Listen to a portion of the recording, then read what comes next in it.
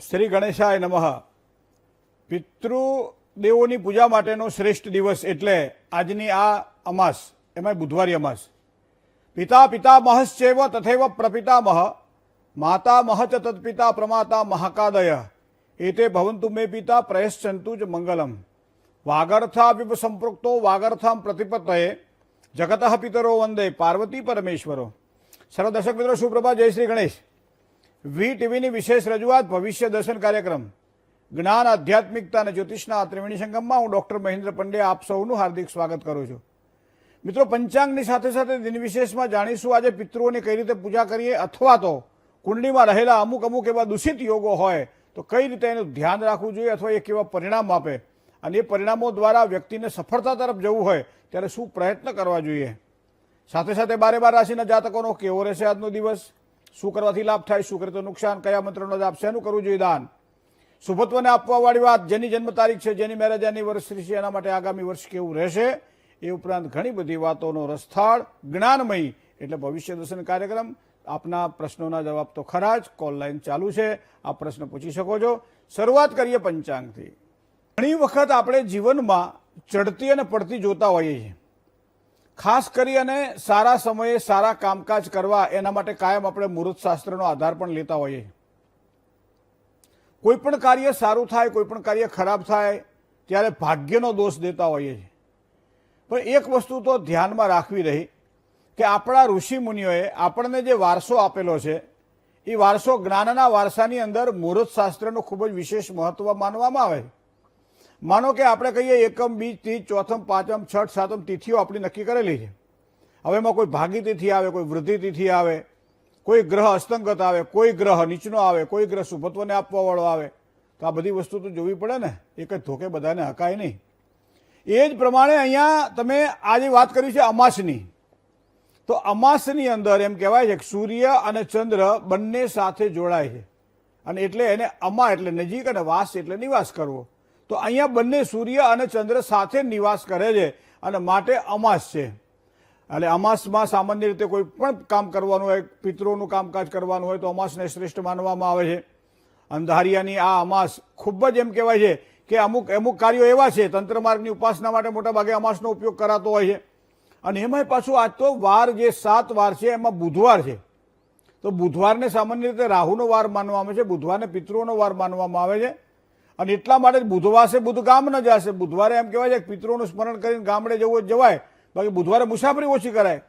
મિત્રો, આવા બુધવારનો સંયોગ જ્યારે અમાસને મળ્યો છે ત્યારે આને આપણે કહીએ છીએ બુધવારી અમાસ.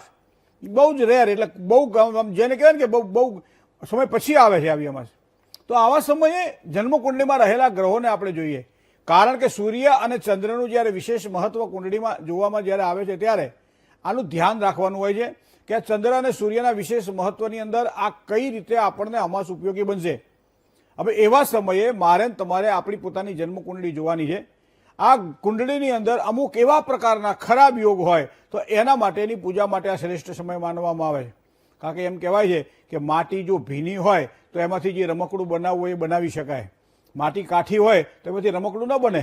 લોટને બાંધવો હોય તો તમારે એ લોટની અંદર પાણી નાખવું પડે, એને કૂણવવો પડે, અને પછી એના માટે જેમ સરસ રોટલી થાય એ જ પ્રમાણે અહીંયા કુંડળીમાં મારા અને તમારા ગ્રહો જે છે એ દૂષિત પરિણામ જ્યારે આપતા હોય ત્યારે યોગ્ય રીતે પૂજા દ્વારા શ્રી કામ સિદ્ધિ કામોવા ગ્રહ યજ્ઞમ સમાચરે, તો એનું નિવારણ કરવું પડે. મિત્રો, નિવારણ માટે આપણે સામાન્ય રીતે તમે જુઓ કે પીપળાની પૂજાનું વિશેષ મહત્વ અમાસના દિવસે માનવામાં આવે છે.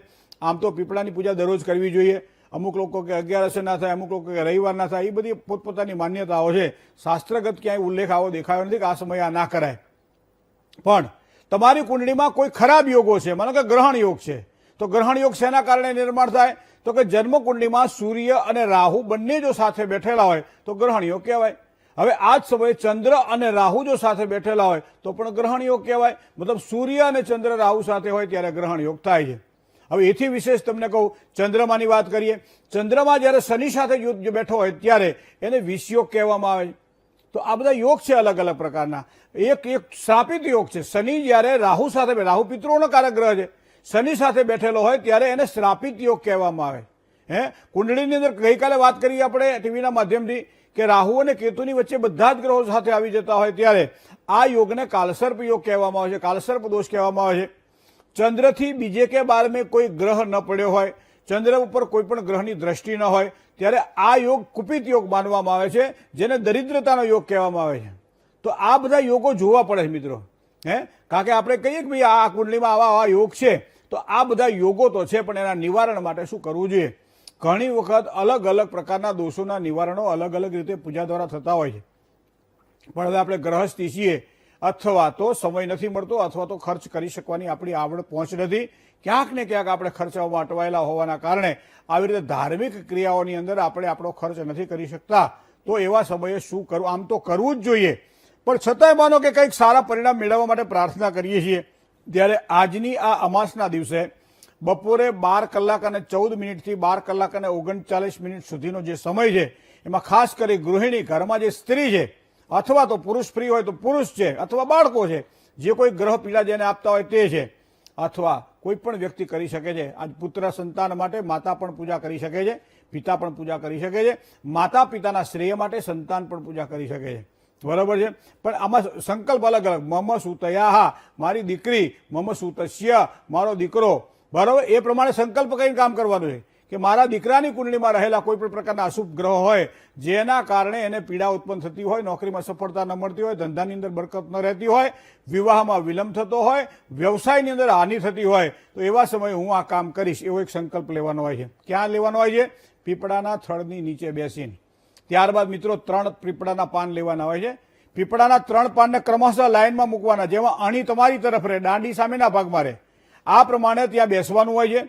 જળનો છંટકાવ કરીએ. પવિત્ર પવિત્રો વા સર્વા અવસ્થાંગતો પીવા યહ સ્મરેત પુંડરીકાક્ષ બાહ્યાભ્યંતર શુચિ. ન આવડે તો ઓમ નમો ભગવતે વાસુદેવાય.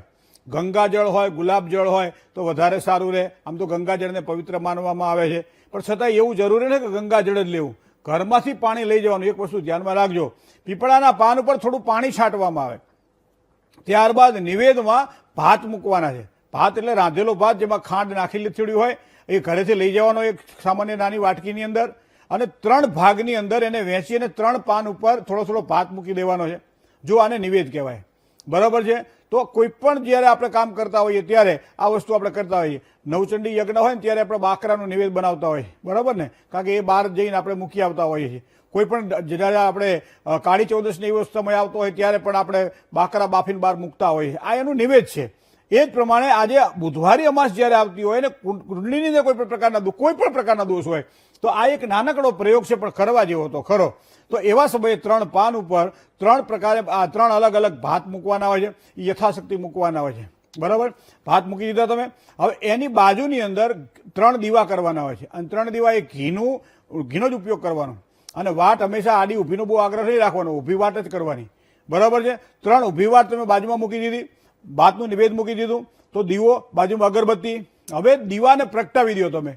દીવાને પ્રગટાવ્યા પછી પાછું જળ લઈ અને સંકલ્પ કરો કે ભાઈ મારા દીકરાના, મારા દીકરીના, અમારા પોતાના આ પ્રમાણેના કોઈ પણ પ્રકારના દોષ હોય તો એ દોષ દૂર થાય, અને એના માટે પરમાત્માની કૃપા અને પિતૃઓના આશીર્વાદ અમને પ્રાપ્ત થાય. આવો સંકલ્પ કરીને જળ તમે મૂકી દો છો. ત્યારબાદ હાથમાં જે પાણી લઈ અને 3 વખત આપણે ધરાવેલું છે ને, તે 3 વખત આપણે પાણી વધાવી અને પછી ત્યાં અર્પણ કરી દઈએ છીએ. હવે આ થઈ ગઈ આપણી પૂજા. હવે વાત મંત્રની કરીએ. મંત્ર માટે 2 મંત્ર છે. એક તો ગયા ગદાધર, એમ કહે છે ગયાજીમાં જઈને પિતૃઓનો જે શ્રાદ્ધ કરે છે એને હંમેશા પિતૃઓ એના રાજી રહે છે, પિતૃઓ એના તૃપ્ત થાય છે, પિતૃઓને બીજો જન્મ નથી લેવો પડતો. ગયાજીનું એટલું મહત્વ છે. ગયાસુર નામના રાક્ષસને બ્રહ્માજીએ આશીર્વાદ જ્યારે આપ્યા ત્યારે દેવતાઓએ ઊંધો પાડીને એની પર યજ્ઞ કર્યો અને આશીર્વાદ આપ્યા હતા કે અહીંયા કોઈ પણ પિતૃઓજી પૂજા કરશે એનો મોક્ષ ગતિને પ્રાપ્ત થવાશે. અને એટલા માટે ત્યારથી માંડી આજ સુધી આપણે ગયાજીમાં ભગવાન શ્રી ગદાધરને યાદ કરતા હોઈએ છીએ. તો અહીંયા કોઈ પણ જગ્યાએ, કોઈ પણ ગામડામાં, કોઈ પણ શહેરમાં, કોઈ પણ નગરમાં, કોઈ પણ સોસાયટીમાં જ્યાં પીપળો હોય, પીપળાના વૃક્ષની નીચે બેસીને જ્યારે આપણે આ પ્રમાણે પૂજા કરીએ ત્યારે હંમેશા ગયા ગદાધરસ્તૃપ્યતું આવો શબ્દ પ્રયોગ તમે જોજો. મોટા ભાગે આપણા પંડિતો જ્યારે આવા કર્મ કરતા હોય, તત્ત કર્મ જેને કહી શકાય છે, પિતૃઓના કર્મ કહી શકાય છે, ત્યારે આ પ્રમાણે અંગૂઠાથી પાણી નાખે છે. હવે આ પ્રમાણે આપણે શું કરવાનું છે, આપણા હાથની અંદર ડાબા હાથની અંદર પાણી લઈએ, જમણા હાથની અંદર પાણી લઈ અને જે આપણે પીપળો છે પીપળાને ગયા ગદા ધરસ્તૃપ્યતું, ગયા ગદા ધરસ્તૃપ્યતું, ગયા ગદા ધરસ્તૃપ્યતું કરી 21 વખત, 51 વખત, 58 વખત અથવા 108 વખત પાણી ચડાવી દેવાનું હોય છે. હવે બીજી વાત તમને કહું, જનાર્દન ભગવાન શ્રી વાસુદેવ એ પિતૃઓના ઉદ્ધાર માટે એમ કહેવાય છે, હરિના 1000 નામ છે પણ એમાં એક નામ એવું છે કે જનાર્દન. તો જનાર્દન વાસુદેવનું સ્મરણ કરવામાં આવે. પિતર સ્વરૂપી જનાર્દન વાસુદેવાય નમઃ આવો શબ્દ પ્રયોગ છે. તો પિતૃઓના સ્વરૂપે ભગવાન જનાર્દન વાસુદેવ તમારી પૂજાનો સ્વીકાર કરે છે, તમારા પિતૃ સુધી એ પૂજાને પહોંચતી કરે છે અને તમારા પિતૃઓ જે કોઈ યોનિમાં હોય ત્યાં એને તૃપ્તિ થાય છે, એને શાંતિની પ્રાપ્તિ થાય છે. અને એ એક વખત એની આંખ ઠરે, એનું હૃદય ઠરે તો એનો પ્રતાપ આપણને પણ સારો પ્રાપ્ત થતો હોય છે. હિમાલયમાં બરફ ઓગળે અને અમદાવાદની અંદર જો ઠંડી પડતી હોય તો આપણા પિતૃઓ જ્યાં પણ બેઠા હોય એ તૃપ્ત થાય અને તૃપ્ત થયેલા પિતૃઓ આપણી મનોકામનાઓ પૂર્ણ કરે છે. તો આજના આ પવિત્ર અને મંગલમય દિવસે જો આ પ્રમાણે પૂજા કરવામાં આવે અને ત્યારબાદ પીપળાની 7 પ્રદક્ષિણા કરવામાં આવે, આટલું કર્યા પછી 3 પાનના જે અંદર મૂકેલું નિવેદ જે છે ભાતનું, ચોખા ભાતની અંદર જે ખાંડ નાખેલી છે નિવેદ છે, એ નિવેદ બધું સાથે લઈ લ્યો, એક પડિયામાં ભરી દો અને એ પડિયાને લઈ અને જ્યાં કીડિયાગુરુ હોય ત્યાં એને કીડિયાગુરુ પૂરી દો. તો આ પ્રમાણે બપોરે મેં આપને સમય બતાવ્યો સમય પ્રમાણે જો કરવામાં આવે તો સારી સફળતાની પ્રાપ્તિ થાય. માનો કે બપોરે આપણી પાસે સમય નથી અથવા તો ક્યાંક અટવાયેલા કામમાં છીએ તો સાયંકાળે સંધ્યા સમય પહેલા પણ સૂર્યનો હજી અસ્ત ન થયો હોય એવા સમયે આપણે 12 મિનિટ સૂર્યના અસ્તની આગળની, 12 મિનિટ પાછળની, આ 24 મિનિટ એટલે ઘટી કહેવામાં આવે છે. તો આ સમય દરમિયાન પણ આ ક્રિયા આપણે કરી શકીએ છીએ. મિત્રો, આજનો આ પવિત્ર અને મંગલમય દિવસ છે, ખાસ કરી પિતૃઓની પૂજા માટે. પિતૃઓની પીડાથી ખૂબ જ ઘણા બધા પરિવારો પિતૃઓ પીડાથી પરિવાર કેવાય દુઃખી થતા જોયા છે મેં.